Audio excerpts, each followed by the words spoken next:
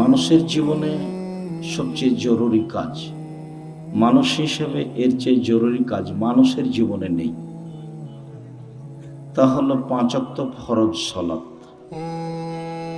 যার সাথে মানুষের কোনো আপোষ নেই। ফরজ বিধান আরও আছে, যেমন হজ, এতে মানুষের সাথে আপোষ আছে। মানুষ বলতে পারে যে এবছর যাচ্ছি না, সামনেবার যাব, ইনশাল্লাহ সামনেবার যাব, অথচ এটা ফরজ বিধান। তো একটু সুবিধা হলো, তো এবছর হলো না, সামনেবার হবে। যাকাত একটা ফরজ বিধান, 2 মাস আগেই দিয়ে দিতে পারবেন। আচ্ছা ঠিক আছে, হিসাব নিকাশ ঠিক আছে, আমি 1 মাস পরে দেব, দেন, একটু আপোষ হলো। রমাজানের সিয়াম, রমাজান মাস, আমি এখন অসুস্থ, পরের থাকবো, তো আল্লাহ বলছেন ঠিক আছে, হলো। অথচ ফরজ বিধান। কিন্তু সলাতও ফরজ বিধান, এরকম কোনো সুযোগ নেই, সলাতের সাথে কোনো আপোষ নেই। আপনারা যারা মহিলা পুরুষ, কম বয়সের ছেলে, কম বয়সের মেয়ে, আপনারা এসেছেন, রাস্তাঘাটে আছেন, গল্পে ব্যস্ত আছেন, দোকানপাটে ব্যস্ত আছেন, মানুষকে দিনরাত দেখছি যে হঠাৎ অমুক মারা যাচ্ছে, অমুক মারা যাচ্ছে, জানাজাতে উপস্থিত হচ্ছি, কিন্তু শিক্ষা নিতে পারছি না, অথচ নেওয়া উচিত। আল্লাহ রাসূলকে একদিন জিজ্ঞাসা করা হয়েছিল যে সবচেয়ে বুদ্ধিমান কে, এটাই জিজ্ঞাসা। তো আল্লাহ রাসূল সাল্লাল্লাহু আলাইহি ওয়াসাল্লাম উত্তরে বললেন, আল্লাযী ইয়াযকুরুল মাউতা, যে তার মরণকে স্মরণ করতে পারে, সেই হলো সবচেয়ে বুদ্ধিমান। তো আমরা তো জানাজায় যাই, কান্নাকাটিও দেখি, কিন্তু মরণকে তো স্মরণ করতে পারি না। আল্লাহ রাসূল আরেকটা বলেছেন যে জুর কবর, এই ছেলে, শরম হয় না কেন তোমার? তুমি ওসব চিল্লাচিল্লি করে কি দেখাতে চাচ্ছ? তোমার একটু শরম বোধ হয় না কেন? যতই কষ্ট হোক, তুমি আমাকে দেখতে পাও আর না পাও, কথা শোনো, আমি তো তোমার জন্য এসেছি, আমি তো কোনো স্বার্থ নিয়ে আসি। যে যেখানে আছেন, দোকানপাটে লেনদেন বন্ধ করে আপনাদের একটা শরম থাকা দরকার। আজকে জিনিস কিনতে হবে কেন? কই, আমরা তো এরকম হাটে বাজারে জিনিস কিনি না, তা তো আছি বেঁচে, হাটে বাজারেই তো যায় না। আমার জীবনে আমি কোনোদিন দোকানেই বসিনি, চায়ের স্টলেই বসিনি, তা আমরা তো বেঁচে আছি। আপনারা যে যেখানে আছেন, আপোষে কথা বলে পরিবেশ নষ্ট করার চেষ্টা করেন না। সবসময় একটু শরম বোধ করবেন। শরম, লজ্জাবোধ একটা ভিন্ন জিনিস। আল্লাহ রাসূল বলছেন যে ঈমানের 17টা ভাগ আছে, তার সবচেয়ে বড় ভাগ হলো লা ইলাহা ইল্লাল্লাহ, এটাই সবচেয়ে বড় ভাগ। আর সবচেয়ে ছোট হলো ইমাতাতুল আযা আনিত তারিক, রাস্তা থেকে কষ্টদায়ক জিনিস সরিয়ে দাও। রাস্তায় বসা নিষেধ, রাস্তায় দোকানপাট নিষেধ, মিছিল মিটিং রাস্তায় নিষেধ। আল্লাহ রাসূল বলছেন যেখানে রাস্তা নিয়ে গন্ডগোল হবে, সেখানে রাস্তা ডবল হবে, বাড়িঘর ভেঙে দিই। আল্লাহ রাসূল রাস্তার উপরে যত কঠোর, শরীয়তের আর কোনো জায়গায় তত কঠোর আমার বিদ্যা বুদ্ধিতে ধরা পড়েনি। রাস্তার উপরে আল্লাহ রাসূল যত শক্ত, যত কঠোর।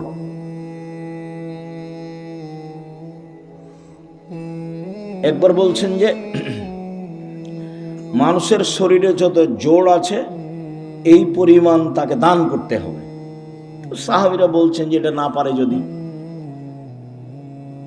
তখন আল্লাহ রাসূল বলছেন যে তাহলে এ করতে হবে,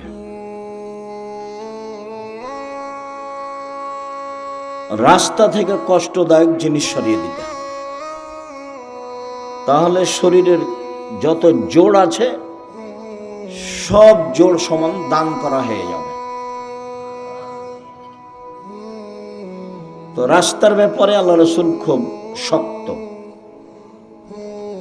তো তিনি বলছেন যে সবচেয়ে বড় ঈমান হলো লা ইলাহা ইল্লাল্লাহ, আর সবচেয়ে ছোট ঈমান হলো রাস্তা থেকে কষ্টদায়ক জিনিস সরিয়ে দেওয়া, রাস্তাতে যেন কোনো সমস্যা না থাকে। তারপরে তো কথা শেষ, বড় শেষ, ছোট শেষ। আবার আল্লাহ রাসূল বলছেন ওয়ালা হাইয়ু মিনাল ঈমান, লজ্জা ঈমানের শাখা। এটা তো দরকার ছিল না, বড় হয়েছে ছোট হয়েছে তো কথা শেষ। কিন্তু আল্লাহ রাসূল আবার এই লজ্জাটাকে ভিতরে ঢুকিয়ে দিলেন। লজ্জা হচ্ছে ঈমানের সবচেয়ে গুরুত্বপূর্ণ শাখা। রাতে এইসব বড় মোবাইলে ল্যাংটা মেয়ে দেখে কে? লজ্জা নেই যার। দোকানে বসে আড্ডা পিটে কে? টিভিতে নগ্ন মেয়ে দেখে কে? লজ্জা নেই যার। আমরা বক্তব্য দিচ্ছি, কোরআন হাদিসের কথা বলছি, দোকানে বসে আড্ডা পিটছে কে? আড্ডা পিটছে, লজ্জা নেই যার। আমি কতবার বলছি যে এইসব নিজের খেয়ে পরের ধন না ধরে অমুকের চরিত্র ফুলের মতো পবিত্র, এইসব নোংরামি করে বেড়াও, রাস্তাঘাটে দলাদলি করে দাঙ্গাবাজি করে আর একজনকে জেল হাজতে দাও। মানুষের তো অবস্থা দেখলেই মানুষ কেমন চরিত্রহীন, মানুষ মানুষের উপরে কি জুলুম করতে পারে। এই ফর্মুলাই হচ্ছে জুলুমের, এই ফর্মুলাই হচ্ছে জুলুমের। তুমি এখানে গেলেই চাঁপাইনবাবগঞ্জের ভাষাতে তুমি তো দূরের কথা, তোমার বাপকে জুলুম করতে হবে। তার মানে এই পদ্ধতি ভুল। এটা হলো খ্রিস্টান আব্রাহাম লিঙ্কনের কাল্পনিক পদ্ধতি। ওরা এগুলো করে না, ওরা আপনাদেরকে বোকা বানিয়ে দিয়েছে, এগুলো করে বেড়াচ্ছে। আমি বহুদিন বলেছি যে একটা ছেলে মাদ্রাসা লাইনে পড়তে দিয়েছেন, কোরআন হাদিস শিখবে, তো তাকে আবার দাখিল পরীক্ষায় ভালো রেজাল্ট হয়েছে, তো তাকে আপনি আবার কলেজে ভর্তি করলেন কেন? কে খালা বলেছে ভালো রেজাল্ট হয়েছে? তাকে ছেলেটাকে কলেজে ভর্তি না করে কোথায় পড়াচ্ছে? একটা ইঞ্জিনিয়ার হতো, একটা ডাক্তার হতো। খালা এ কথা বলে, মামি এ কথা বলে, চাচা এ কথা বলে, চাচি এ কথা বলে, সবাই এ কথা বলে, তখন ছেলেটাকে স্কুলে দিয়েছে, ডাক্তারি লাইনে পড়ছে। তো যেই ছেলেটা প্রথম থেকেই স্কুলে আছে, বাপে বলছে ভালো মেধা, তো পঞ্চম শ্রেণী থেকে 2-3 জন প্রাইভেট মাস্টার রেখেছে, দশমে গিয়ে 4 জন প্রাইভেট মাস্টার রেখেছে। ইন্টার পাস করেছে যখন, তখন বিশ্ববিদ্যালয়ে ভর্তি হওয়ার জন্য সাবজেক্ট প্রতি একটা রেখেছে শিক্ষক। তারপরে বিশ্ববিদ্যালয়ে ভর্তি হয়েছে, তারপরে পড়াশোনার জন্য বাহিরে গেছে, পড়াশোনা করে বাহির থেকে এসেছে, তাই হলো ইঞ্জিনিয়ার। তো খালি চুরি করে, ও খালি কি করে? চুরি করে। যেখানে হিসাব নিকাশ লাগায় রাস্তাঘাটে, সেখানে টাকা কিভাবে মারা যাবে সেটাই তার মাথায় আছে। আর লোকে বলছে বড় ডাক্তার। তো যখনই কোনো প্রেসক্রিপশন লেখে কোনো রোগীর, তখন ওই কোম্পানির লিখে যে কোম্পানি তাকে টাকা দিয়েছে। প্রতারক, ধোঁকাবাজ। বহির্বিশ্বে গিয়ে যে ভালো পদে পড়াশোনা করেছে তাকে টয়লেটের সুপার বানিয়েছে বহির্বিশ্বে। ওকে তো বড় চাকরি দিবে না, 200-400 লেবারের দায়িত্ব দিয়েছে, মাসিক বেতন 3 লাখ টাকা। তো এও মনে করলো যে বিদেশে 3 লাখ টাকা বেতন পাই, সুপারের দায়িত্বশীল, সুইপারের দায়িত্বশীল হলে কি হবে? তাই ফলাফল হলো এই। তাহলে বাপে 4 থেকে নিয়ে চিন্তা ভাবনা করেছে বড় ডাক্তার করব, ফলাফল হলো প্রতারক। বাপে বলছে বড় ইঞ্জিনিয়ার বানাবো, ফলাফল হলো চোর। আর মেধা ভালো তাই বিদেশে কিছু করে, তাই হলো যারা সুইপার তাদের লিডার। 50 বছর বাগমারা থানাকে চ্যালেঞ্জ করলাম, 50 বছর বিগত, দেখি কার ছেলে বড় ইঞ্জিনিয়ার কি করেছে জাতির। আগামীকালকে আমার সাথে কথা বলবেন, বিগত 50 বছর থাকলো চ্যালেঞ্জ, 50 বছর বিগত। আপনি বলবেন আমার ছেলে জাতির এই করেছে, জাতির এই করেছে, সব সময় জাতির কল্যাণের জন্য প্রস্তুত আছে, এটা দেখাবেন। এই ছেলেটাকে কোরআন হাদিস শিখতে দিয়েছিলেন, তাকে আবার ওখানে দিলেন কেন? এ কি করবে? যাকে সব সময় প্রাইভেটে রেখেছেন সেটাই হলো না, তারই ফলাফল এই। আপনাকে আমি বহুদিন শুনিয়েছি বাগমারার মাটিতে।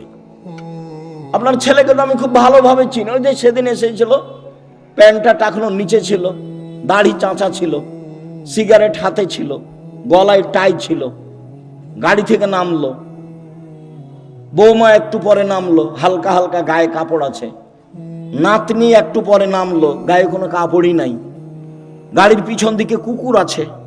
এই তো আপনার পড়াশোনার ফলাফল। আমি 35 বছর থেকে মাঠে আছি, 90 সাল থেকে এখন পর্যন্ত এদেশের কোনো মানুষ আমাকে ওই ঘরে ঢোকাতে পারেনি যে ঘরে ছবি মূর্তি আছে। আর আমি তো করোনার 5 পয়সা দাম দিইনি। যারা করোনার ওষুধ বের করেছে তারা একদিনও করোনা দেয় না, টিকিট দেয় না ওরা। ও তো আপনাকে বিকলাঙ্গ করার কৌশল। আপনার ছেলে মেয়ে হলে অ্যাডনর্মাল হবে, ওটা তো আসলে ও আপনার ফিলিস্তিনের মানুষ মারে, ও আবার আপনার কল্যাণ চাই। মাথায় কি গোবর আছে? ও আপনার কল্যাণ চাইবে কিভাবে? এটা আপনি কি দিয়ে বুঝলেন? সে আপনার জানের শত্রু, সে আপনার মানের শত্রু, সে আপনার টাকা পয়সার শত্রু, সে আপনার সবকিছুর শত্রু। সে আপনাকে ঔষধ দিয়ে ভালো করে রাখবে, জীবনে কোনোদিন যেন আপনার এই হয় না, সেই হয় না, হেপাটাইটিস হয় না, কি হয় না। এ তো পাগল বানিয়েছে আপনাকে। তাই সব স্কুলের ছেলেকে স্কুলের মেয়েকে টিকে দিতে হবে, পালাক্রমে এসেছে। কত বুঝাইছে ভালো করে, এটা নিতে হবে, সেটা নিতে হবে, এটা ভালো, সেটা ভালো। বলে কত টাকা বেতন পান আপনি? এত আপনি বলছেন কেন? বল হিসাব। সম্মানিত দিনী ভাই বোন, মরণকে স্মরণ করতে পারে যে সে হলো হুঁশিয়ার মানুষ। আল্লাহ রাসূল বললেন যে কবর জিয়ারত করো, তাহলে মরণ স্মরণ হবে। মাঝে মধ্যে কবরের পাশে যেতে হবে, বাপের, মায়ের, আত্মীয় স্বজনের কবরের পাশে গিয়ে হাত তুলে দোয়া করতে হবে এবং ভাবতে হবে আমিও এই কবরের সদস্য। আল্লাহ রাসূল বলছেন কুন ফিদ দুনিয়া কান্নাকা গরীব, তুমি দুনিয়াতে থাকো, তুমি যেন অপরিচিত, তোমাকে কেউ চিনে না। অত বেশি চিনলে তোমার অহংকার আসতে পারে। আবের সাবেলিন, অথবা তুমি পথিক, রাস্তায় যেতে যেতে গাছের নিচে বসেছো, একটু ক্লান্ত সেই জন্য, তারপরে তুমি হাঁটতে লাগবে। এ হলো দুনিয়া। অন্যথায় তুমি নিজেকে ভাবো আমি কবরের একজন সদস্য। হাদিস বুখারী মুসলিম। এভাবে মুহাম্মদ সাল্লাল্লাহু আলাইহি ওয়াসাল্লাম বলে।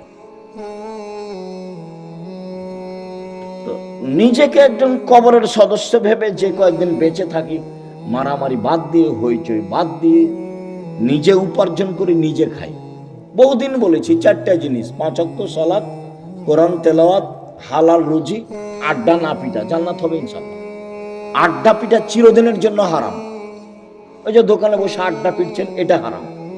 ওই যে মোবাইল নিয়ে সারাদিন সারা রাত ল্যাংটা বেটি ছেলে দেখছেন, এটা হলো আড্ডা পিটা, এটা হলো হারাম। ওইদিকে তোমার মা দেখে, এদিকে তোমার বাপ দেখে, ওই ঘরে তুমি দেখো, ওই ঘরে তোমার বোন দেখে, তাহলে পুরো বাড়িটা জেনাই সয়লাভ বন্যা। চরিত্র কোথায় আছে? এই আবার মোবাইলও ওদেরই, সব ফাংশন তাদের, ওরা বলে বন্ধু। সুদের যত পথ আছে, দুঃখিত সম্মানিত দিনী ভাই বোন, যে যেখানে আছেন, অল্প সময় কথা বলি। আপনার সাথে কিছু গুরুত্বপূর্ণ কথা বলতে এসেছি। মানুষের জীবনে সবচেয়ে জরুরি কাজ 5 ওয়াক্ত সালাত। মানুষের জীবনে জরুরি হিসাবে এর চেয়ে জরুরি কোনো কাজ নেই। সেটা হজ হোক, জাকাত হোক, জমি চাষ হোক, চাকরি হোক, ব্যবসা হোক, বাণিজ্য হোক, হাইকোর্ট হোক, জজ কোর্ট হোক, পৃথিবীর এমন কোনো কাজ নাই যেটা মানুষের জন্য নামাজের সলাতের চেয়ে বেশি জরুরি হতে পারে। এটুকু আপনার বোঝা উচিত। আপনি আমার ভালোবাসায় এসেছেন এখানে, আপনি তো 5 ওয়াক্ত সালাত আদায় করেন না, করা উচিত,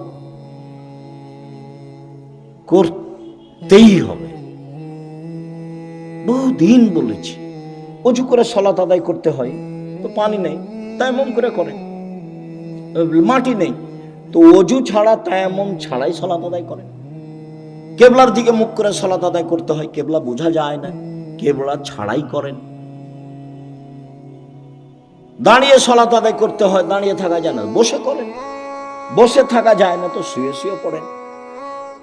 পরিষ্কার কাপড় পরে সালাত আদায় করতে হয়, পরিষ্কার নেই, যাতে পেশাব পায়খানা লেগে আছে সেটা পরেই পড়েন। পরিষ্কার অপরিষ্কার কোনো কাপড়ই নেই, উলঙ্গ অবস্থায় আছি, তো উলঙ্গ অবস্থাতেই পড়েন। গাড়িতে উঠে আছেন, শিকল ধরে আছেন, ঠেল মানে না গাড়িতে, দাঁড়ানো অবস্থায় আছেন, এই অবস্থায় সালাত আদায় করতে হয়। যুদ্ধের সালাতগুলো এসেছে যে একটা নিয়ম এসেছে যে একদল শত্রুর মোকাবেলা আছে আর একদল এখানে সালাত আদায় করছে, 1 রাকাত এরা 1 রাকাত ওরা, রাসূলের 2 রাকাত, তারপর ওরা নিজে নিজে 1 রাকাত পড়ে শেষ করলো। আর একটা এসেছে শত্রুর মুখে দাঁড়িয়ে আছে, এভাবেই সালাত আদায় করছে, শত্রুর মুখের উপর আছে, এভাবেই সালাত আদায় করছে। রাসূল সাল্লাল্লাহু আলাইহি ওয়াসাল্লাম সালাতের উপরে এত সোচ্চার ছিলেন, যেই সালাত আমার আর আপনার ছেলে মেয়ের কোনো হিসাবে নেই। খাচ্ছে, পেশাব করছে, পায়খানা করছে, দিন কাটছে পশু প্রাণীর মতো, গরু ছাগলের মতো। আর দল করার ব্যাপারে ঠিকই আছে, আর মানুষের বদনাম আর গীবাত করার ব্যাপারে, বিরোধিতা করার ব্যাপারে, শত্রুতা করার ব্যাপারে ঠিকই আছে। কত সুন্দর করে ছবি দিয়ে রাস্তাঘাটে তুলে রেখেছে, কি যে দেখাইতে চাচ্ছে। মানুষের ক্ষতি করে বেশি দিন বেঁচে লাভ নাই। আমার জীবনে আমি 2টা কাজ খুব চেষ্টা করি জীবন বাজি রেখে টিকে থাকা, খুবই কঠিন। তার একটা হলো, আমি আমার জীবনে মানুষের কোনোদিন প্রতিশোধ নেব না, ইনশাআল্লাহ। সে যা পারে করুক, যা পারে বলুক। পারিবারিক ভাবে হোক, জমি জায়গার ব্যাপারে হোক, সামাজিক ভাবে হোক, দল সংগঠন ভাবে হোক, মানুষের কোনোদিন প্রতিশোধ নেব না। আর মানুষের পিছে পড়বো না, বদনাম করবো না। আমাকে ধুইয়া ছেড়ে দেখ না কেন, ও নিয়ে আমি মাথা ঘামাই না। বলেছে, হ্যাঁ আমাকে এভাবে বলবে মানে, এরকম আমার মাথায় কাজ করে না। বরং আপনাকে আমি কতদিন বললাম, কেউ যখন গালি দেয় তখন আবার বন্ধ করলে আমি আবার পাল্টা রিং দিয়ে বলি যে ভাইজান, গালি কি আরো বাকি ছিল, হয়তো বা মোবাইলে টাকা শেষ হয়ে গেছে, নাকি গালি দিয়ে নেন। প্রতিশোধ নিয়ে লাভ নাই, ওর পিছনে পড়ে লাভ নাই। আমার আব্বা বলতেন যে ছেলে মেয়ে দুনিয়াতে এসেছে ভাগ্য ছেড়ে এসেছে, তাই তাদের চিন্তা করতে হবে। আমি এখন বলি আব্দুল্লাহ, আব্দুর রহমান, আব্দুর রহিমের চিন্তা করতে, ওরা কি ভাগ্য ছেড়ে এসেছে? ওরা ভাগ্য নিয়ে আসেনি, ওদের তাকদিরে কিছু লেখা আছে তো নাকি? যেদিন আল্লাহ মানুষ সৃষ্টি করেছেন সেদিন 4টে জিনিস লিখেছেন, হায়াতাহা ও মাউতাহা ও রিজকাহা ও মাসাইবাহা। তার মরণ, তার জীবন, তার রুজি, তার অসুখ বেসুখ। করোনা লেখা থাকলে হবেই। 4টে লেখা আছে, 1 মরণ, 2 জীবন, 3 রুজি, 4 রোগ ব্যাধি। আমি এই কথা বলিনি, এই কথা মুহাম্মদ সাল্লাল্লাহু আলাইহি ওয়াসাল্লাম বলেছে। এটা আমার ব্যক্তিগত কোনো স্বাধীনতা নাই এখানে, এটাকে আমি বিশ্বাস করি এবং খুব শক্তভাবে বিশ্বাস করি। ঢাকাতে এক লোক করোনা হয়েছে, তো আমি দেখবো আর গায়ে হাতে একটু দোয়া করব। তো আর ছেলে মেয়ে সবাই আছে, খালি আমাকে অনুরোধ করছে যে ওস্তাদ জি আপনি ভিতরে আসেন না, ওস্তাদ জি আপনি ভিতরে আসেন না, আপনি আমার আব্বার জন্য বাহির থেকে দোয়া করেন। বলছি আমি তো আমার অন্তর তো ধাক্কা খাই না যে তোমার বাপের গায়ে হাত লাগালে আমাকে করোনা ধরবে। ধরেও যদি, তা আমি বলবো না যে এই কারণে ধরেছে, আমি বলবো ওই যে লেখা ছিল সেই জন্য ধরেছে। আমি এত তাড়াতাড়ি পরিবর্তন হতে চাই না, মাস্ক দিয়ে ভাগ্য বাড়াতে রাজি নই, এটা করতে রাজি নই। শুনুন, 5 ওয়াক্ত সালাত আদায় করতে হবে আপনাকে। আজকের জরুরি কথা আপনার সাথে, মানুষের জীবনে কিছু চাওয়া পাওয়া আছে। মানুষ বেঁচে থাকলে সমস্যা নেমে আসে, মামলা মোকদ্দমা হয়, জমি জায়গা লাগে, বাড়িঘর লাগে, কিছু লাগে মানুষকে। তো মানুষ আল্লাহকে বলতে শিখুক। কাকে বলতে শিখবে? আল্লাহকে। ও পারে, আরো যা করে তাকে কেউ ঠেকাতে পারে না, আরো ঠেকিয়ে দিলে কেউ করতে পারে না। আমার কাছে যে কত প্রমাণ আছে, মাঝে মধ্যে বলি না, 2013 সালের 24শে আগস্ট রোজ মঙ্গলবার সকাল 11টার সময় হাঁটাবো, বীরহাটাবো, রূপগঞ্জ, নারায়ণগঞ্জ, ঢাকায় বলেছিলাম আমার হাতে টাকা নাই, এ কথা সত্য। এখানে প্রতিষ্ঠান গড়বে, এ কথা সত্য। ইনশাল্লাহ গড়বেই গড়বে। প্রতিষ্ঠানটা প্রায় এখন 100 বিঘা জমির উপরে, 100 বিঘা। 2016 সালের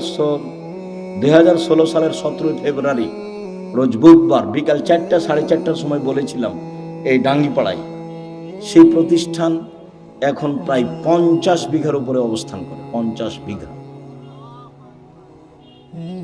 এবছরের জানুয়ারিতে ছাত্র ছিল 2200, প্রায় 5000 ছেলে মেয়ে পড়াশোনা করে, 300 জন শিক্ষক শিক্ষিকা, প্রতি মাসে বেতন লাগে 40 লক্ষ। অথচ আমি নিজেকে মনে করছি আমি হলাম কচুর পাতার পানি। কচুর পাতার পানি বুঝেন না? একটু বাতাস আসলে কেমন হয়, এই পড়লো। মানে আমি ভিত্তি দিয়ে, বংশ দিয়ে, নিজের ব্যবসা দিয়ে, ক্ষমতা দিয়ে জামিয়া সালাফিয়া চালাই না। চলে কিভাবে আমি নিজেই বুঝতে পারি না, তা আমার আবার ক্ষমতা কি? সম্মানিত দিনী ভাই বোন, 6-7 নভেম্বরে আছে, একদিনের ভালোবাসা গড়াইন না, নইলে আমি তখন আর আসতে চাইব না। মাঝে মধ্যে যাবেন, ভালোবাসা গড়াবেন, পত্রিকা নিবেন। আপনার টাকা দিয়ে এতগুলো, কত জানো, প্রায় 16,000 পত্রিকা ছাপে, আল ইতেসাম পত্রিকা। তা আপনি মনে করেন না যে আমার টাকা দিয়ে ছাপাই, আপনার টাকা দিয়েই ছাপাই। আব্দুল রাজ্জাক সাহেব কই, আমার বাঘ মারা বাড়ি, আমি তো কোনোদিন টাকা দিইনি। তা আপনি দেননি, কেউ দেয় না, এটা হয় কিভাবে? প্রায় 500-র অধিক এতিম এবং অসহায় মানুষ আছে, তাদের রুজি হয় কিভাবে? কেউ দেয়, নাহলে কিভাবে হয়? ওখানে কি মারিয়ামের মতো আল্লাহ দিয়ে যায়, জিবরাইল দিয়ে? মারিয়ামের খালু জাকারিয়া বলছে, মারিয়াম এ কি ফল, অসময়ের ফল যে। শীতের দিনে রাজশাহীর ফজলি আম ছিল না, এমনি বলছি, শীতের দিনে অসময়ের ফল। তখন মারিয়াম বলছেন, হাজা মিন ইনদিল্লাহ, এগুলো কোথা থেকে এসেছে? আল্লাহর পক্ষ থেকে এসেছে। এমন তো আর এখন নয়, মানুষই দেয়। এত বড় প্রতিষ্ঠান মানুষের সহযোগিতাই চলে। অবশ্যই যাবেন 6 তারিখ 7 তারিখে, দেশ বিদেশের আলেম ওলামা থাকবেন। আর ইবতেসাম এলাহি জহির, এহসান এলাহি জহির পাকিস্তানের ছেলে, ইবতেসাম এলাহি জহির থাকবেন, আরো কে থাকবেন আমি এটা জানি। সম্মানিত দিনী ভাই বোন, রাতের সালাত, রাসূল সাল্লাল্লাহু আলাইহি সাল্লাম বলেন, ইন্না শায়তান ইয়াকিদু আলা রাসিয়াতে আলা কাফিয়াতে রাস আহাদিকুম। যখন তোমাদের কোনো ব্যক্তি রাতে ঘুমায়, তখন শয়তান তার মাথায় চুলে গিরা লাগায়, 3টে গিরা লাগায়, চুল থাকার না থাকে, চুলে গিরা লাগায়। এজরবু আলা উকদাতিন, ওই গিরার উপরে এভাবে হাত দিয়ে থাবা মারে আর বলে, উরকো, ঘুমাও, লাইলন তাবিল, রাত লম্বা, ঘুমাও, রাত লম্বা। এভাবে শয়তান এরকম করে। ফাইনিস্তাই কাজা আহাদকুম, তোমাদের ব্যক্তি যদি এখন কেউ ঘুম থেকে উঠে যায়, জেগে যায়, যাকার আল্লাহ, তারপর বলে আলহামদুলিল্লাহিল্লাযী আহয়ানা বাদা মা মাতানা, ওই লাইন দিয়েছে, ওই আল্লাহর প্রশংসা যে আল্লাহ আমাকে মরণ দেওয়ার পরে জীবন দিল। একটু আগে মরণ দিয়েছিল, এখন আবার কি করলো? জীবন দিল, পরে আমি প্রশংসা করছি। এইটুকু বললেই একটা গিরা খুলে যাবে। শয়তান যত বড়ই পাওয়ারফুল ক্ষমতার অধিকারী হোক না কেন, আমি দোয়া পড়েছি, ঘুম থেকে উঠে গিরা খুলে যাব।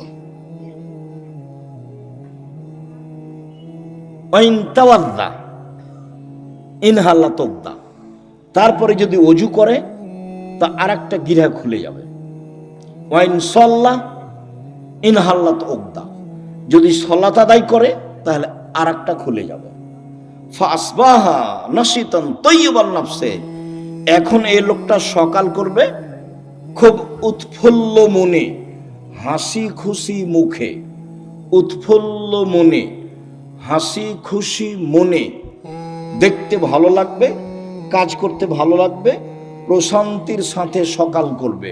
ওয়াইল্লা, এমনটা যদি না হয়, আসবাহা খাবিসান নাফসে কাসলানা, তাহলে ও সকাল করবে কেমন কেমন মুখে, বিবর্ণ মুখে, কেমন কেমন মুখে, ঘৃণিত মুখে, অলস চেহারায়। 7-8টার দিকে উঠবে, মুখটা দেখে কেমন কেমন লাগবে। কেন? শয়তান আর মুখে পেশাব করে দিয়েছে, কানে পেশাব করে দিয়েছে। শয়তানের ক্ষমতা খুব বেশি, ক্ষমতা এত বেশি ক্ষমতা। আল্লাহ যখন বললেন এই সরে যা, আমি যে তোকে বললাম যে আদমকে সিজদা কর, তো সিজদা করলি না কেন? বলে আদম মাটির তৈরি, আমি তো আগুনের তৈরি, ও নিম্নমুখী, আমি ঊর্ধ্বমুখী, আমি কেমনে তাকে সিজদা করি? সর এখান থেকে, সর, তোর অহংকার বেশি, সর এখান থেকে, সর। তখন বলছে আচ্ছা ঠিক আছে সরে যাও, আমার একটা কথা। হ্যাঁ, কি কথা? আমাকে কিয়ামত পর্যন্ত বেঁচে থাকার সুযোগ দিতে হবে। কার দাবি এটা? শয়তানের। তা আল্লাহ বললেন ঠিক আছে দিলাম, এলা ওয়াক্তি মালুম, একটা সময় পর্যন্ত দিলাম। যেমন পেয়েছে সময়, তেমনি বলছে ওয়াইজ্জাতে কা, তোমার সম্মানের কসম, আল্লাহকে বলছে। ইয়া রাব্বি, শয়তান বলছে ইয়া রাব্বি, হে আমার প্রতিপালক, তোমার সম্মানের কসম, লাউজ্ঞানিল ইনসানা মাদামা তারহুম ফি আসাদিহিম, আদমের ছেলে মেয়েকে পাপ করাবো করাবো করাবো, ওকে আমি ভুল পথে নিয়ে যাব যাব যাব, ওর দেহে যতদিন শ্বাস আছে আমি তাকে পাপই করেই ছাড়বো। ও কেমনে জান্নাতে যায় তা আমি দেখে ছেড়ে দেব। এ কথা শয়তান বলল। আপনি বুঝতে পারছেন না? কোরআন মাজিদে শত জায়গাতে এসেছে, সব খারাপকে আপনাকে ভালো করে দেখায়। যত খারাপ তত আপনার কাছে প্রিয়। ল্যাংটা ছবি আপনার কাছে ভালো লাগে কেন? জেনা ভালো লাগে কেন? দোকানে বসে আড্ডা পিটতে ভালো লাগে কেন? হই হুল্লাড় করে চিল্লাচিল্লি করতে ভালো লাগে কেন? মানুষের বদনাম করতে ভালো লাগে কেন? মানুষকে জেল হাজতে দিতে ভালো লাগে কেন? মিথ্যা কসম সাক্ষী দিতে আপনাকে ভালো লাগে কেন? সব ছুঁচামি, নোংরামি, শয়তানি, জঘন্য কাজ আপনাকে ভালো লাগে কেন? সব শয়তান আপনার মাথায় সারাদিন পাকায়, সেজন্য ভালো লাগে। তো বলেছে আমি ওকে জাহান্নামে নিয়ে যাব, কেমনে জান্নাতে যাই তা আমি দেখে ছেড়ে দেবো। এটা আল্লাহর সামনে তার কসম। বলছে তোমার ইজ্জতের কসম, আমি ওকে জাহান্নামে নিয়ে যাব। আমি একাই যাব? তাহলে পৃথিবীতে সবচেয়ে বেশি রিক্সে জীবন কাটায় কে বলেন তো? শয়তান। ওর চেয়ে রিক্সে, খুব বেকায়দায়, খুব বিপদগ্রস্ত অবস্থায় আর কেউ নেই শয়তান ছাড়া। আর তার কাজ আবার কমে গেছে। কেন? ইহুদিদের কাছে তার কোনো কাজ নাই। আমাদের চাঁপাই নবগঞ্জে বলে শয়তান হলো 14 ইলিমের পড়া, মানে বিদ্যা আছে সব। ইহুদি তো জাহান্নামে যাবেই, তো ওখানে গিয়ে কি করবে? খ্রিস্টান তো জাহান্নামে যাবে, তো ওখানে গিয়ে কি করবে? হিন্দুরা তো জাহান্নামে যাবেই, তো ওখানে গিয়ে কি করবে? যারা কাদিয়ানি তারা তো গেছে, যারা শিয়া তারা তো গেছে, আকীদায় মার খেয়েছে যারা, তারা তো জাহান্নামে যাবে। তো তাহলে শয়তানের কাজ সব জায়গা থেকে ঘুরে এসে যারা কোরআন হাদিস পড়ে, মানতে চায়, সালাত আদায় করতে চায়, এখানে আছে। যারা দিন ধর্মের যত কাছাকাছি, শয়তান সেখানে তত শক্ত। যেমন অজান্তে মুখে থুথু আসলে ফেলে দেন, যেমন অজান্তে সময় আসলে খাওয়া রেডি হয় যেমন স্বাভাবিকভাবে, তেমনি জীবনে স্বাভাবিকভাবে আসতে হবে। আস্তাগফিরুল্লাহ ওয়া আতুবু ইলাইহি,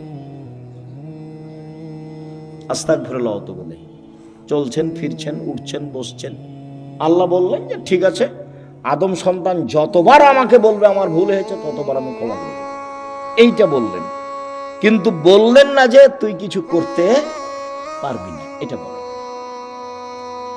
তখন আল্লাহ রাসূল বলছে কুল্লু বানি আদম খাত্তা, আদম সন্তানই পাপী।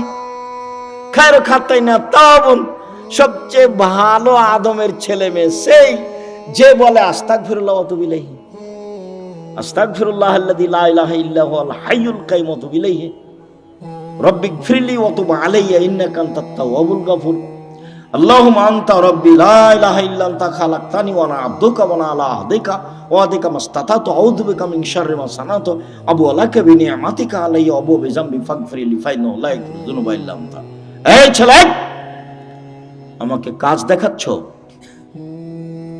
ধৈর্যের পরিচয় দাও। আমাদের এখানে কোনো কেচ্ছা কাহিনী নেই, নির্বাচনও আসেনি। অল্পক্ষণ ধৈর্যের পরিচয় দিবেন, কাজ দেখায়েন না, যেটা আমি পছন্দ করি না। আমি আপনার জন্য এসেছি, বলে ভুল হয়েছে। সম্মানিত দিনী ভাই বোন, যদি রাতে না উঠে তাহলে শয়তান তার মুখে কানে পেশাব করে। আয়েশা রাদিয়াল্লাহু তাআলা আনহা বলেন, কানান নবী সাল্লাল্লাহু আলাইহি সাল্লাম ইসাল্লি ফিমা বাইনা ইয়াফরুগা মিন সালাতিল ইশা ইলাল ফজর 11 রাকা ওয়া ইসাল্লামু মিন কুল্লি রাকাতাইন ওয়া ইউতিরু বিওয়াহিদাতিন। এশার পর থেকে নিয়ে ফজর পর্যন্ত সময়ে আল্লাহর নবী 11 রাকাত রাতের সালাত আদায় করতেন। 11 রাকাত। কখন থেকে কখন? এশার থেকে নিয়ে ফজর পর্যন্ত। তাহাজ্জুদ পড়ার সময় শুরু হয়ে যায় এশার পর থেকেই ফজর পর্যন্ত সময়। হ্যাঁ, রাত 3 ভাগের 2 ভাগ পার হওয়ার পরে মানুষ পড়ুক, এটা সবচেয়ে উত্তম। কিন্তু সময় শুরু হয়ে যায় কখন থেকে? এশার পর থেকে না ফজর আযান পর্যন্ত। আল্লাহর নবী 2 রাকাতের পরে সালাম ফিরতেন, 2 রাকাত পড়ে সালাম ফিরতেন, 2 রাকাত পড়ে সালাম ফিরতেন। 1 রাকাত বিতর পড়তেন। 1 রাকাতের হাদিস অনেক বেশি।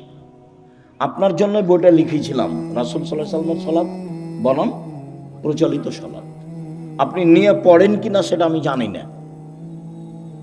কৃপণতা দেখায়েন না, ফল ভালো হবে না। 16,000 পত্রিকা ছাপানো হয়, ওটা নয়, ওখানে টাকসাল নাই, ওখানে সবকিছু মেশিন দেওয়া হয় না। মানুষ আছে, কর্মচারী আছে, টাকা খরচ করেন আপনি। অতএব আপনি পড়বেন। 50টা প্রশ্নের উত্তর আছে। আমি পরিশ্রম করি আপনার জন্য দিন রাত। আলেম ওলামা আছে, প্রেস আছে, টাকা পয়সা খরচ হয়। এমনি অনেক বই আছে, তার মধ্যে আল ইতিসাম পত্রিকা, জামিয়া সালাফের মুখপাত্র পত্রিকা। 20, 25, 30 টাকা আপনার কাছে ভারী হোক, এটা আমি চাই না, এটা আমি কামনা করিনি।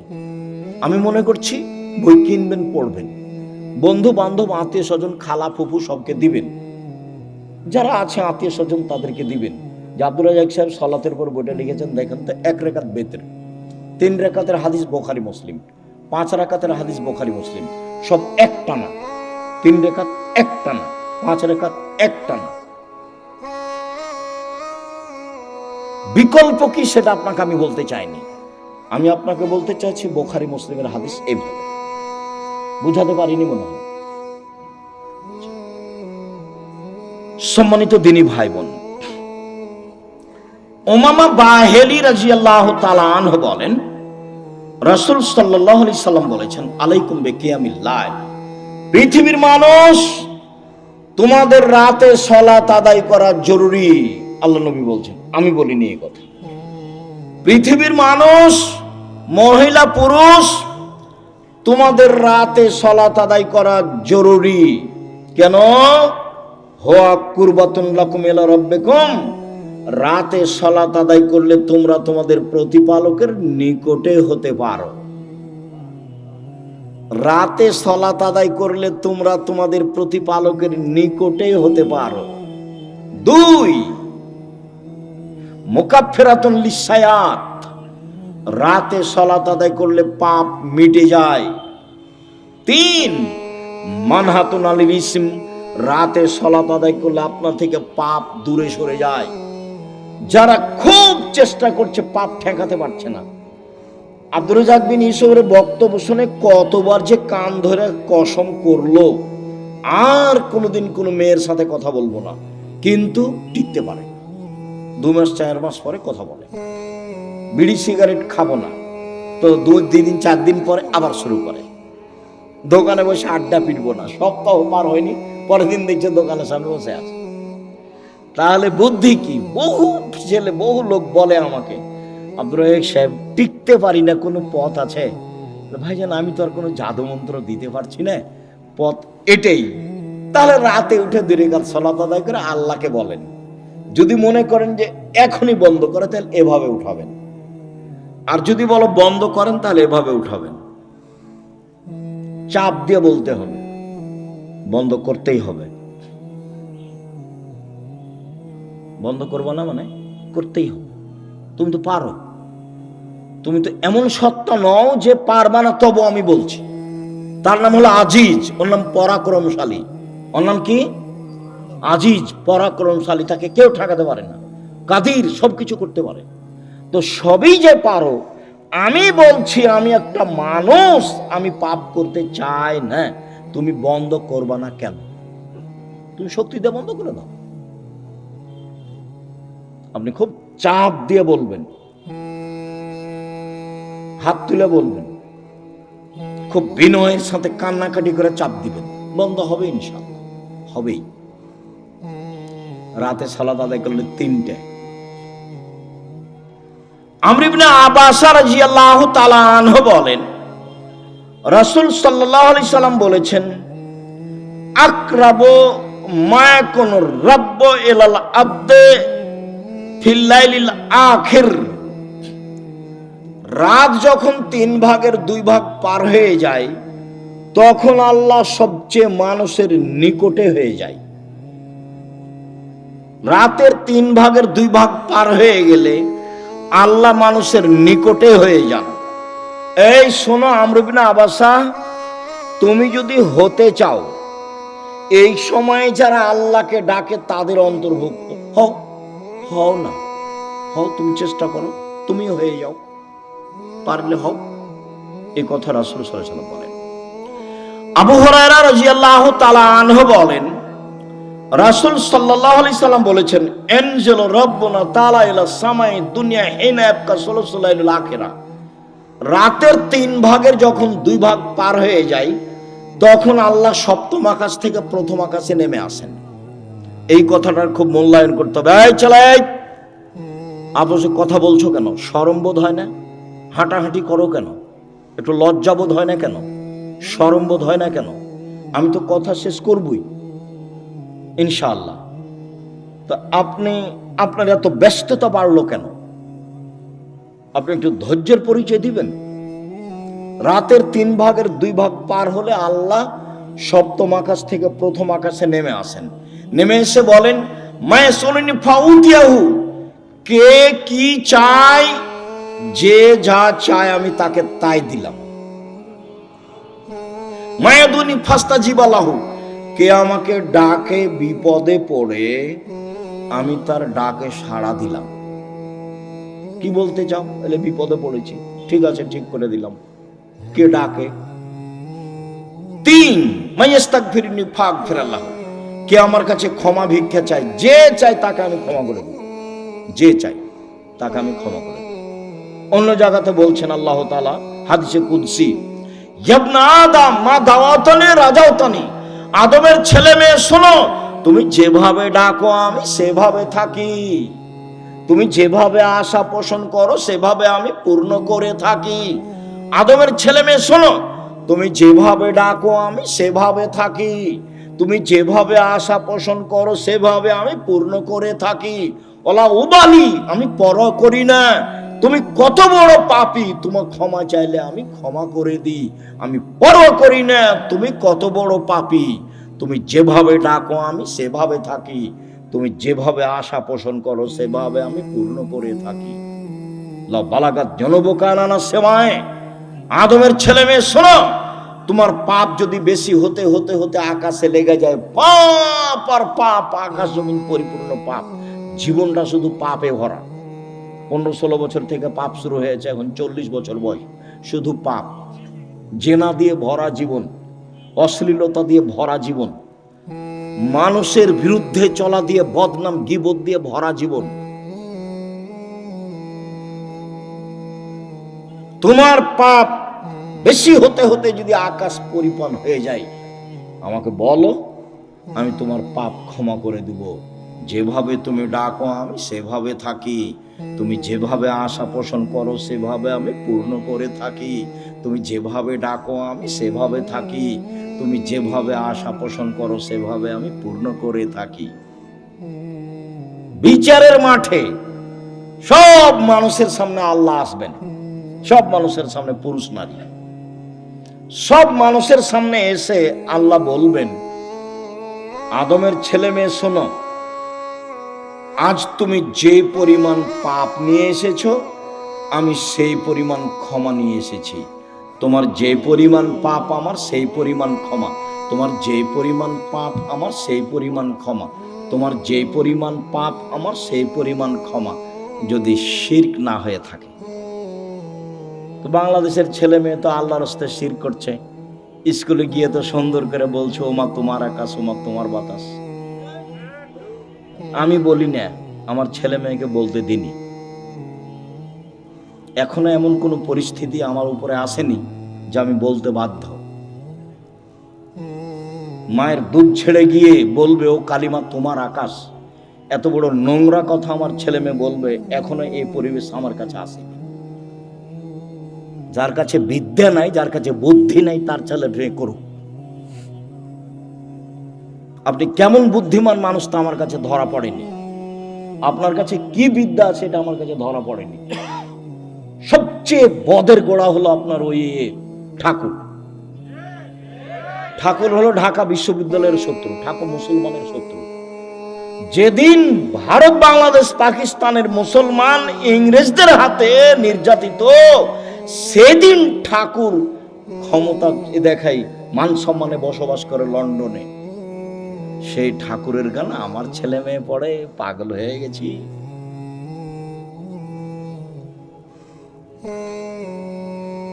এ তো অবাক হয়ে গেল, এই তো নিজের ঘরের ওই কি বলছে গো, ব্রয়লার মুরগি জ্বালিয়ে দিয়ে ইন্ডিয়া থেকে মুরগি নিয়ে আসতে হবে, মানে মাথায় গোবর আছে। নিজের মুরগি কি করতে হবে, জ্বালিয়ে দিতে হবে, ওখান থেকে ডিম আনতে হবে। এত উল্টা বুদ্ধি, এটাও একটা উল্টা বুদ্ধি। চেষ্টা করো না কেন? কই বাগমানের ছেলে মেয়ে নাকি জেনারেল লাইনে পড়ে ইঞ্জিনিয়ার হয়ে, বড় ডাক্তার হয়ে জাতির উপকার করেছে। কোথায় উপকার করেছে? পুঠিয়া থানা না? তো পুঠিয়া থানার ছেলে মেয়েরা খুব ভালো পড়াশোনা করেছে, অনেক কিছু করেছে।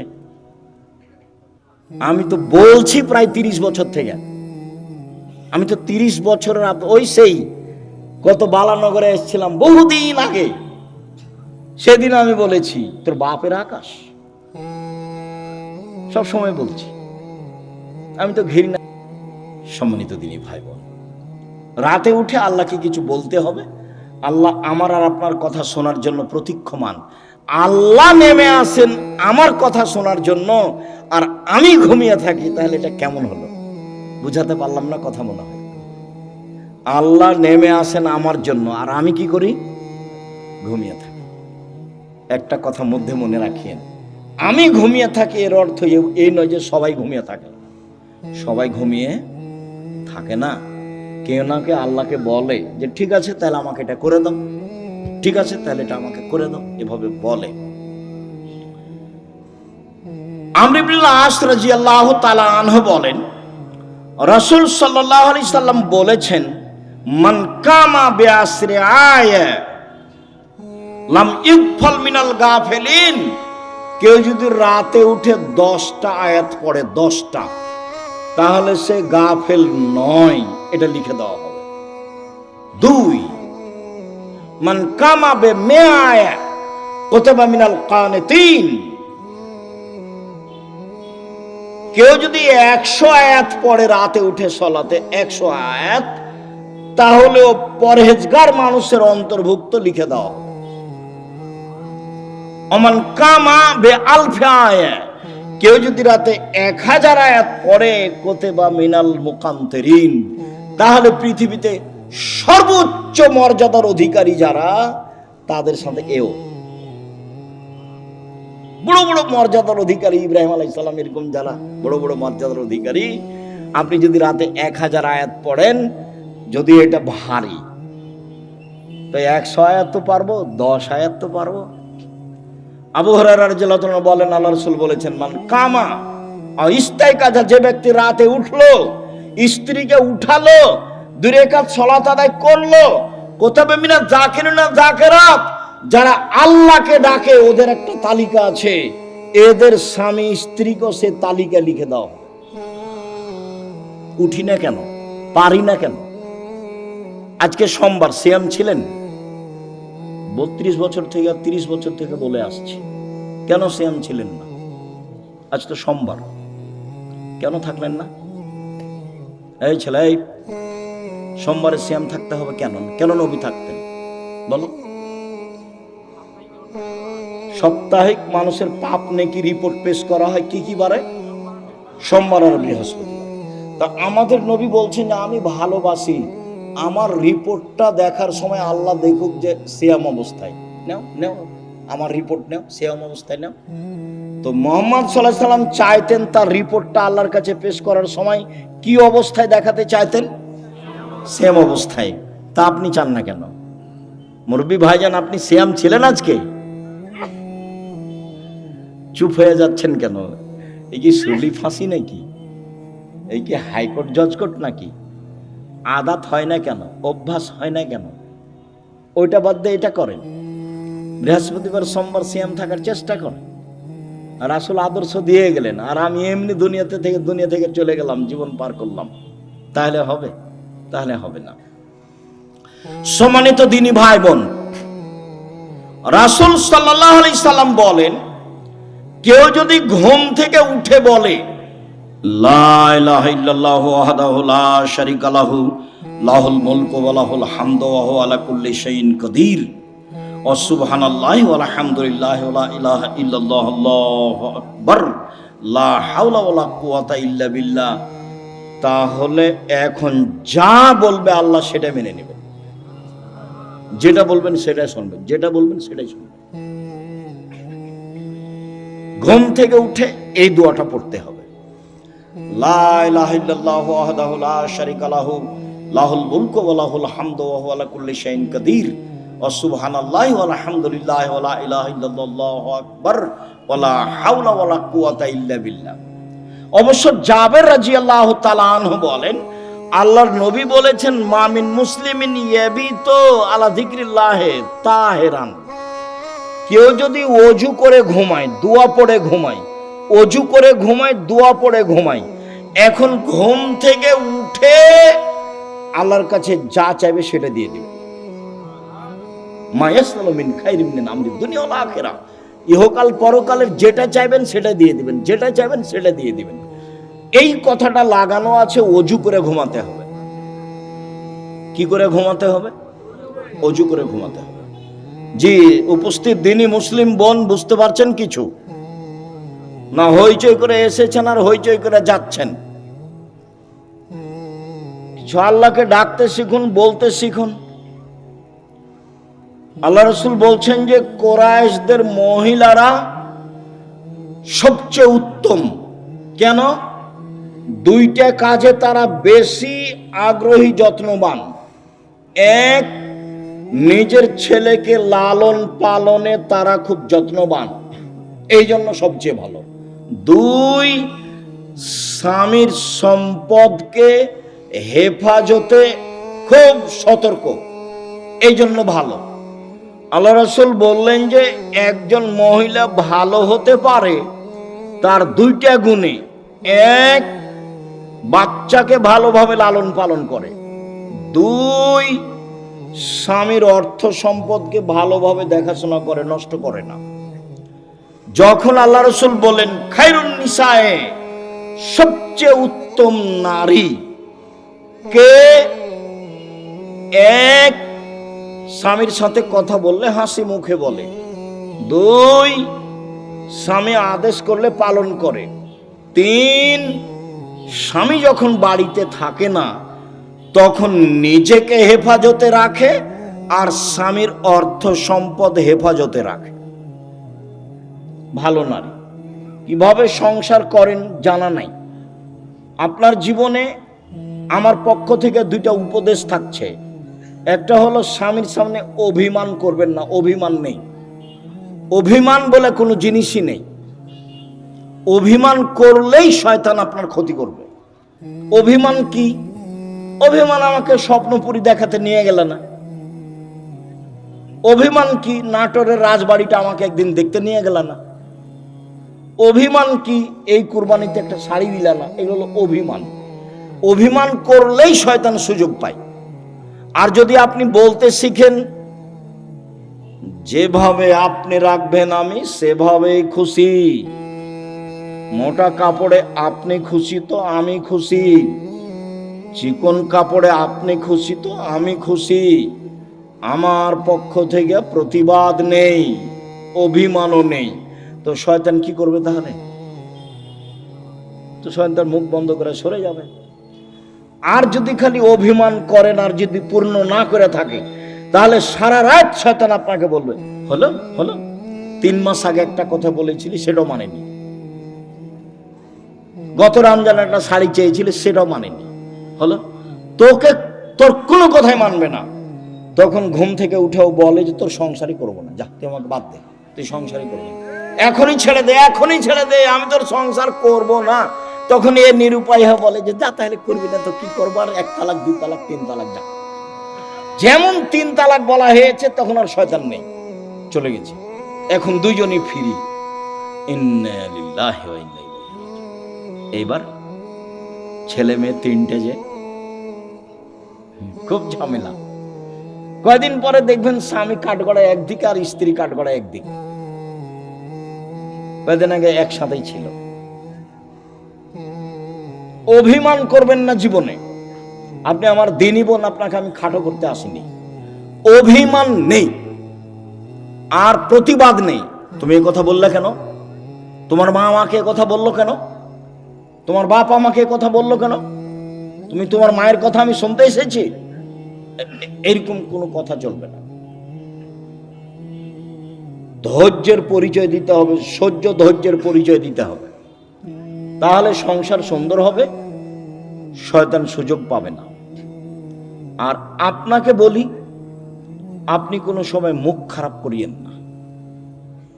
যখন সাহাবীগণ বললেন আল্লাহর নবী আমরা স্ত্রীদের কি হক আদায় করতে পারি, ওরা আমাদের কাছে কি পায়, আল্লাহ রাসূল 1 নম্বরে বললেন আতেমা মাতায়েম পা তুতেমা মাতায়েম তা, তুমি যেভাবে খাও সেভাবে খাওয়াবা, খাওয়া দিয়ে কথা শুরু। তাকসুয়াহা মাক্তাসাইতা, তুমি যে মানের কাপড় পরো সেভাবে পরাবা। ওলা তুকাব্বে, কটু কথা বলবো না, গালি দিতে হয় না স্ত্রীকে, মারতে হয় না, নিন্দা করতে হয় না, গালি দেওয়া হবে না, সমস্যা আসতেই পারে। আল্লাহ রাসূল বলছেন ওকে বাঁকা হাড্ডি দিয়ে সৃষ্টি করা হয়েছে, আপনি জোর করে সোজা করতে চাইলে ভেঙে যাবে, ভেঙে তালাক। আপনাকে ধৈর্যের পরিচয় দিতে হবে। আর তালাক দিয়ে নিজেকে খুশি করিয়েন না, তোকে জব্দ করেছি তালাক দিয়ে, এইটা দিয়ে খুশি করিয়েন না। অন্য পথ দিয়ে খুশি করেন, নিজেকে সান্ত্বনা দেন, তালাক দিয়ে নয়। মানে বেগুনের গাছে আছে 2-3টা বেগুন আছে, 2টা নিয়ে গেলেন, এখনো গাছটা আছে, আর মোলায়ের গাছটা তো গোটাটাই শেষ, তালাক দিলে সবই শেষ। তো যারা বলেছে 1 বৈঠকে 3 তালাক, তো রাগে তো বলেছে তোকে 1 তালাক, তোকে 100 তালাক দিলাম যা, তো তারা তো আরো বেকায় দেয়। আব্দুর রাজ্জাক সাহেব নাহি বলেছেন যে এক বৈঠকে 3 তালাক, 1000 তালাক দিলে 1 তালাক, তবুও তো তালাক হয়েছে। স্ত্রীকে তালাক দিয়ে নিজেকে খুশি করিয়েন না, ভুল হিসাব। ধৈর্যের পরিচয় দেন, সংসার ভালো হবে। আর আপনি আমার দিনই বোন, একটু কিছু হলে বলবেন না তোর সংসার করবো না, তুই তালাক দিয়ে দে, তোর সংসার করবো না, তুই তালাক দিয়ে দে, তোর সংসারে থাকবো না, তুই আমাকে রেখেছিস কেন, এত কথা কেন আপনার? ধৈর্যের পরিচয় দেন। যখন শুধু খালি আমার কাছে যত ফতোয়া আছে তার 70 থেকে 75% ফতোয়া আছে তালাকের। মানুষের জীবন এখন তালাক দিয়ে চলছে। একটু রাগ করলেই ও শান্তি পাচ্ছে কি দিয়ে? তালাক দিয়ে। ও বলছে তুই তালাক দিয়ে দে, আর এও বলছে তোকে তালাক দিলাম, তোকে তালাক দিলাম। তালাক তো দেওয়া আল্লাহর বিধান, তারপর বলছে ক্ষমা চেয়েছি। ওকে হুজুর নাকি বলেছে যে তালাক দিয়ে ক্ষমা চেয়েছে, তার মানে হুজুরকে ক্ষমা চাইতে হবে আল্লাহর কাছে। তালাক দিয়েছে সেটা তো আর পাপ নয়, সেখানে ক্ষমা চাইতে হবে কেন? বলে আমাদেরকে তওবা পড়িয়ে মিল করে দিয়েছে, বলে হুজুরকে তওবা করতে হবে। এখন হুজুরকে তওবা করতে হবে যে তালাকের তওবা পড়িয়ে মিল করে দিয়েছি, তো তালাকের তওবা কেন? তালাক তো আল্লাহর বিধান। তালাক কার বিধান? কোন নালে ইদ্দাতেহীন না। পৃথিবীর মানুষ, তোমরা তোমাদের স্ত্রীকে তালাক দাও যখন সে ইদ্দাত থেকে পবিত্র হয়েছে। সংসার না চললে তালাক দাও, ওটা আল্লাহর নবীও বলছেন। তো সেখানে পাপ হলো কি করে যে তওবা পড়িয়ে তাদেরকে একসাথে করে দিল? তালাক তো একটা বিধান। মানুষের সংসার শেষ পর্যন্ত যদি নাই চলে, তাহলে এই পথে ফিরে আসতে হবে। সম্মানিত দিনী ভাই বোন, বলছিলাম, 1, মানগত খাবার দিবেন, 2, মানগত কাপড় দিবেন, 3, গালি দিবেন না, নিন্দা করবেন না, 4, কটু কথা বলবেন না, মারবেন না, 5, নিজের বাড়ি ছাড়া কোথাও থাকতে দিবেন না। আপনার বাড়িতে থাকবে, আপনার স্ত্রীটা যে আপনার মাথায় থাকে যান, হাট বাজারে তাকে যেতে হবে না। আর আপনি মহিলা মানুষ হাটে যান কেন, বাজারে যান কেন? আপনার স্বামী মরেছে, দেবর মরেছে, ভাসুর নেই, দেবর নেই, শ্বশুর নেই, বাপ নেই। যেদিনই কোনো শিক্ষক আমাকে বলে আব্দুর রাজ্জাক সাহেব 2 দিন ছুটি নিতে হবে, কেন? আমার ছেলের আঁকিকা, তখন আমি বলছি আপনার বাপ আছে? বলে হ্যাঁ আছে। শ্বশুর আছে? হ্যাঁ আছে। তো কি ব্যাপার, বাপের সাথে কথা হয় না নাকি? বলে হ্যাঁ হয়। তো আঁকিকার জিম্মেদারি আপনার মাথায় কেন? আপনার বাপের সাথে সম্পর্ক কেমন? আপনি টাকা দিয়ে বলেন আব্বা একটা খাসি কিনে নিয়ে আসেন, 2টা খাসি কিনে নিয়ে এসেন, আঁকিকা দেন, আপনার বাপও খুশি হবে। হ্যাঁ বেশ, আমার আর ছেলে আমাকে বলেছে ছেলের কাজ করতে বাপকে খুব ভালো লাগবে, তে মাতাব্বরি করতে যাচ্ছে। বাপ মা তো আছেই, শ্বশুর শাশুড়ি তো আছে, দেবর ভাসুর তো আছে, গোটা বংশ আছে, বোনের ছেলে আছে, ভাইয়ের ছেলে আছে, দেবর আছে, ভাসুর আছে, শ্বশুর আছে, বাপ আছে। তো আপনি কেন বাজারে গেলেন? কেন যাবেন? কেন যাবেন আপনি? আপনার পা বড় হলো কেন? কে বলেছে আপনি পরহেজগার? আপনার গায়ে তো ফ্যাশন বোরকা দেখা যায়। আপনি হাটে বাজারে ঘুরে বেড়ান, স্বামীর সাথে মুখামুখি কথা বলেন, এরর সাথে কথা বলেন, আপনি পরহেজগার? কে বললো আপনি পরহেজগার? বলে হিসাব দেখবেন, তাকো 1 মিনিট, এই ছেলে খেয়াল করে এদিকে তাকো, পরহেজগারিতে দেখাচ্ছে। যা জিবরাইল ইলান নবী সাল্লাল্লাহু আলাইহি সাল্লাম, জিবরাইল নবীর কাছে আসলেন। নবীর কাছে এসে বলছেন হাজেহি খাদিজা, এই যে খাদিজা, এই যে খাদিজা আতাত, এই যে আসছে, এই যে খাদিজা আসছে, মাহা এনাউন, তার সাথে আছে একটা পাত্র, ফিহে এদামুন ওয়া তম, তাতে আছে তরকারি, তাতে আছে খাদ্য, তাতে আছে তরকারি, তাতে আছে খাদ্য। ও আপনার কাছে এটা নিয়ে আসছে। শোনেন, মুহাম্মদ সাল্লাল্লাহু আলাইহি ওয়াসাল্লাম জিবরাইল বলছেন। কে বলছেন বলেন তো? জিবরাইল বলছেন। কাকে বলছেন? আমাদের নবী মুহাম্মদ সাল্লাল্লাহু আলাইহি ওয়াসাল্লাম বলছেন, ফাকরা আলাইহা সালামা মিন রাব্বিহা ওয়া মিন্নি, ওকে বলে দেন খাদিজা আল্লাহ তোমাকে সালাম দিয়েছে। খাদিজা, জিবরাইল তোমাকে সালাম দিয়েছে।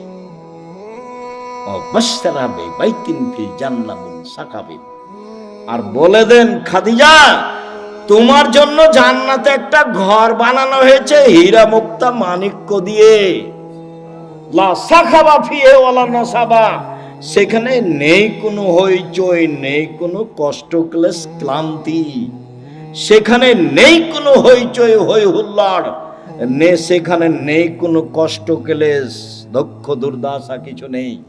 বলে দেন তিনটা কথা। এক, খাদিজা আল্লাহ তোমাকে সালাম দিয়েছে। দুই, খাদিজা জিবরাইল তোমাকে সালাম দিয়েছে। তিন, খাদিজা তোমার জন্য একটা জান্নাতে ঘর বানানো হয়েছে, জিবরাইল বলেন আমাকে। দেখলেন খাদিজা একজন মহিলা মানুষ, কি করেছেন, কি করেন এমন, খাদিজা কি করেন এমন? আব্দুর রাজ্জাক সাহেব সেই তো আমরা তো বুঝতে পারছি না কি করেন এমন। তাহলে দেখি আরো দুইটা কথা বলি আপনার সাথে, দেখি কিছু ধরা পড়ে নাকি। ইব্রাহিম আলাইহিস সালাম তার স্ত্রী সারাকে নিয়ে এক এলাকা পার হচ্ছিলেন। ইব্রাহিম সালামের স্ত্রী পৃথিবীর ইতিহাসে সবচেয়ে সুন্দরী মহিলা সারা, এ কথা মুহাম্মদ সাল্লাল্লাহু আলাইহি ওয়াসাল্লাম বলেন। তো ইব্রাহিমকে বলা হলো যে আপনার স্ত্রীকে স্বৈরাচার সরকার ডেকে পাঠিয়েছে। তো ইব্রাহিম আলাইহিস সালাম চেষ্টা করলেন কিন্তু রক্ষা হলো না। পৃথিবীর দ্বিতীয় মহামানব ইব্রাহিম আলাইহিস সালাম শেষ পর্যন্ত বললেন যাও, স্বৈরাচারী সরকার তোমাকে ডেকে পাঠিয়েছে, যাও। তো ভিতরে ঢুকতেই ওই স্বৈরাচারী সরকার দাঁড়িয়েছে, হাত বাড়িয়েছে, গায়ে হাত লাগাবে সেই জন্য। তখন সারা বলছেন এই থামো, আগে অজু হবে, এক, দুই রাকাত সালাত হবে, তারপরে কোনো কথা। অজু করে 2 রাকাত সালাত আদায় করে বলছে আল্লাহুম্মা, হে আল্লাহ, ইন কুনতু আমানতু বিকা ওয়া বিরাসূলিকা, আমি সারা যদি তোমাকে মেনে নিয়ে থাকি যে তুমি আল্লাহ, আমি সারা যদি তোমার নবী ইব্রাহিমকে নবী বলে মেনে নিয়ে থাকি, যে ইব্রাহিম নবী আমি মেনে নিলাম। 3, আমার জিন্দেগিতে যদি আমি আমার লজ্জা স্থানকে আমার স্বামী ছাড়া কাউকে ব্যবহার করতে না দিয়ে থাকি, এই কথা 3টা যদি আমার সত্য হয়ে থাকে, নির্জনে এই স্বৈরাচারী শাসক যেন আমার গায়ে হাত লাগাতে না পারে। কথা শেষই হয়নি, উল্টে পড়ে গেছে ও। দেখলেন না ঈমানের দাবি কেমন? পারবেন? হাটে বাজারে হ্যাঁ করে হাঁটছেন না, ঘুরে বেড়াচ্ছেন, কি দিয়ে হবে? বাড়িতে যাবেন, টিভি চলছে, স্বামী তো কেমন আপনি ভালো জানেন। আপনার স্বামীকে আমি খাটো করে কষ্ট আপনাকে দিতে চাই না, তবে আপনার স্বামী কাপুরুষ আমার কাছে ধরা পড়ে, এটা ঠিক।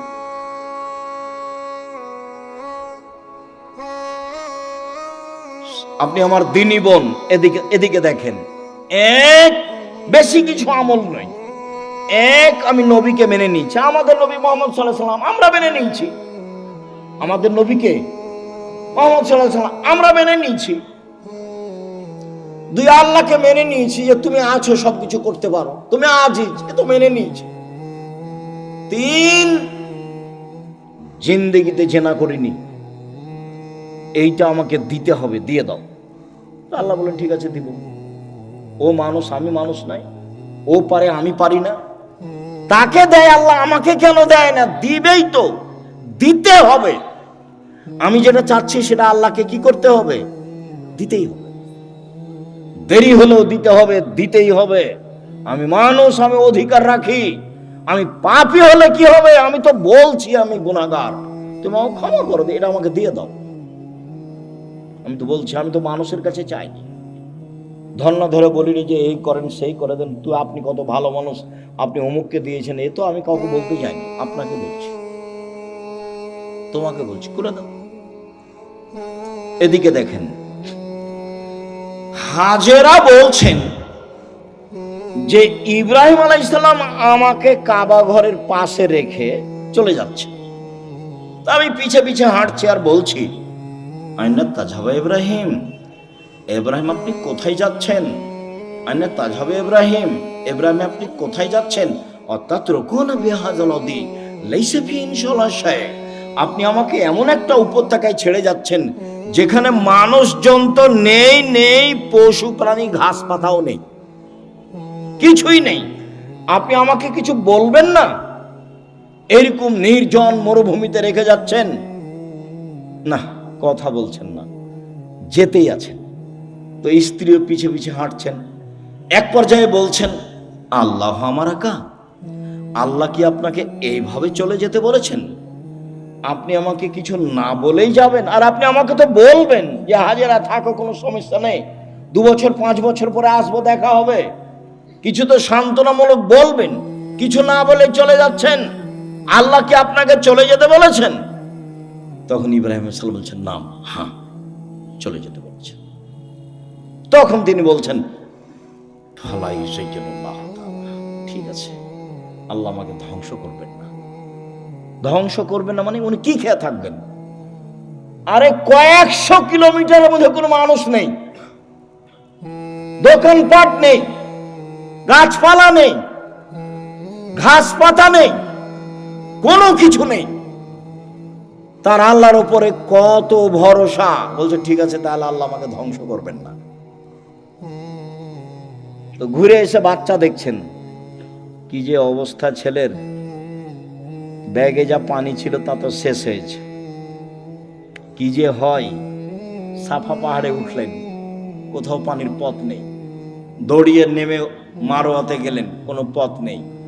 আবার বাচ্চা দেখতে আসলেন, 1 বার 2 বার 3 বার 4 বার 5 বার 6 বার 7 বার। এবার বাচ্চার দিকে আসছেন, ভাবছেন বাচ্চা মনে হয় মারাই যাবে। বুখারীর হাদিসে এভাবে এসেছে। হঠাৎ বলছে, কি চান? কে? আমার পানির প্রয়োজন। ঠিক আছে, পানির প্রয়োজন বলতেই জিবরাইল বাচ্চার পাশে, জিবরাইল নিজের পা দিয়ে আঘাত করলেন। বাচ্চার পায়ে আঘাত হয়েছে কথা মিথ্যে, বাচ্চার পায়ে জমজম চালু হয়েছে কথা মিথ্যে। জিবরাইল নিজে পায়ের আঘাত করতে পানি একবারে জোরে ফুটে বের হতে লাগলো। তখন হাজেরা পানিগুলি থামাতে লাগলেন। জম জম মানে থামো, উনি বাঁধ দিয়ে পানিগুলো থামাচ্ছেন। আল্লাহ রাসূল বলছেন, যদি হাজেরা পানি না থামাতেন তাহলে জমজমের পানি সারা পৃথিবীতে ছড়িয়ে পড়ত। এভাবে রাসূল সাল্লাল্লাহু আলাইহি ওয়াসাল্লাম বলছেন। আপনি মহিলা মানুষ নিরাশা হন কেন? আব্দুর রাজ্জাক সাহেব শোনেন, অনেক কথা ছিল আপনার সাথে, তো আপনার সাথে তো কথা বলতে পারি না। তো একটা কথা, সব সময় আপনার কথার মাঝে একটা কথা ফুটে ওঠে যে মহিলারা জান্নাতে যাবেই। 1 5 ওয়াক্ত সালাত, 2 রমজান মাসের সিয়াম রোজা, 3 স্বামীকে মেনে চলা, 4 জেনায় লিপ্ত না হওয়া। তো আমাদের তো এরকম ঘটে গেছে, এখন কি উপায়? চিন্তা করবেন না, বুখারী মুসলিমের হাদিস থেকে আপনাকে পরামর্শ দিয়ে আলোচনা শেষ করবো ইনশাআল্লাহ। 1, আপনি আজ থেকে বন্ধ করেন, কোনো ছেলে যদি আপনার সাথে কথা বলতে চায় তাহলে আপনি বলবেন ইন্নী আখাফুল্লাহ, আমি আল্লাহকে ভয় করি। তোমরাকে বলছি, মোবাইলে কোনোদিন আর মেয়ের সাথে কথা বলবা না, বলবো যে আল্লাহকে ভয় করি। খালি যদি আল্লাহকে ভয় করি এই কথা বলো, তো পরকাল তো টিকবেই। পৃথিবীর কোন বিপদ তোমার সামনে এসে তোমাকে ধ্বংস করতে পারবে না। 1, 2, জেনা বন্ধ, আজ থেকে বন্ধ।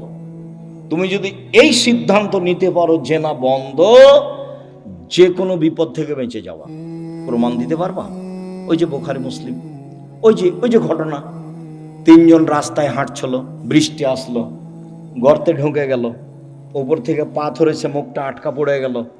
একজন বলল যে বাপ মাকে ভালোবাসি, পাথর সরিয়ে দেন। তা আল্লাহ বললেন দিলাম। একজন বলল যে একটা লোককে কাজে নিয়েছিলাম, অর্ধেক দিন কাজ করে চলে গেল, টাকা দিতে চাইলাম, নিল না। আমি ওর টাকা বাড়াতে তো অনেক গরু ছাগল করে দিলাম। একদিন এসে বলছে আমাকে টাকা দেন। আমি বললাম গরু ছাগল নিয়ে যাও। আমাকে বলছে মজাক করবেন না। না মজাক করিনি, তুমি সবই নিয়ে যাও। সবই নিয়ে গেছে। তো এই কাজটা যদি ভালো করে থাকি পাথর সরিয়ে দাও, দিলাম। তার একজন বলছে আমার চাচাতো বোনের সাথে আমি জেনা করতে চেয়েছিলাম, তো আমাকে 200টা স্বর্ণ মুদ্রার কথা বলেছিল। আমার চাচাতো বোন ভেবেছিল আমি গরিব মানুষ, টাকা সংগ্রহ করতে পারবো না স্বর্ণ মুদ্রা। আমি হাড় ভাঙা পরিশ্রম করে লম্বা সময় 200 দিরহাম দেনার জমা করে তাকে দিলাম। আমি জেনায় বসেছি, জেনা করব। তখন আমাকে বলছে দেখ আল্লাহকে ভয় কর, আমাকে অসতী প্রমাণ করিস না। দেখ তুই আল্লাহকে ভয় কর, আমাকে জেনাকারিনী মহিলা হিসাবে গণ্য করিস না, আমাকে অসতী প্রমাণ করিস না। তা আমি অন্যায় করিনি, উঠে গেছি। তো দেখ তাহলে পাথর সরিয়ে দাও। তা আল্লাহ বলছেন দিলাম। এ দেখ, বোঝা গেল না কথা? আর এদিকে আল্লাহ বলছেন অনাহান নাফসা আনিল হাওয়া ফাইনাল জান্নাতা হিয়াল মাওয়া। কেউ যদি নিজেকে অশ্লীল কাজ থেকে ঠেকাতে পারে, আমি আল্লাহ তাকে জান্নাতুল মাওয়া দিলাম।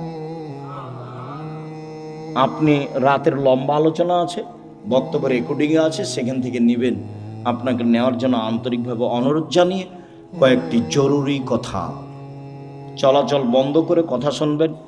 আর আমি কোনো সময় আসলে আমার একটা অনুরোধ রক্ষা করবেন, কাজ মাথায় করে নিয়ে আসিয়েন না। আপনি যখন রাস্তায় হাঁটেন, গল্প করেন, তখন আপনার কাজটাকে আমি ঘৃণা করি, আমাকে ভালো লাগে না। আর আমি আমার কথার উপরে খুব বিশ্বাসী যে আমি কোরআন হাদিসের কথা বলি। আমার জীবনে আমি কোনোদিন রূপক অপ্রয়োজনীয় কথা বলিনি। তো আপনার হেঁটে বেড়াটা, আপনার গল্প করাটা, আপনার চায়ের স্টলে বসে থাকাটা, এটা আমি ঘৃণা করি। কাজে এই সময় আপনি আমাকে কাজ দেখাবেন না। কি করবেন গিয়ে?